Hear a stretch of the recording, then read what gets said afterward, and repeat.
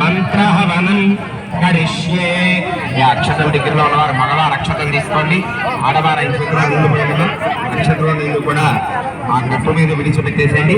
అక్షతల దగ్గరలో లేకపోతే చేతిలో నీళ్లు పోసుకుని నీళ్లు మాత్రమే విడిచిపెట్టండి.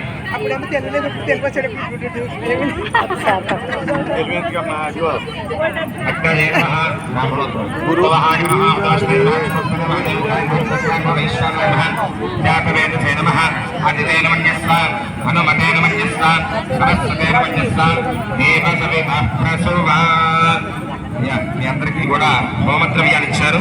ఆ హోమద్రవ్యాలు ఒకసారి బ్రాహ్మణోత్సవం దగ్గర పట్టుకున్నట్లయితే అందులో ఉన్నటువంటి ఆజ్యం ఆ హోమద్రవ్యాల మీద సంస్కారం చేస్తారు.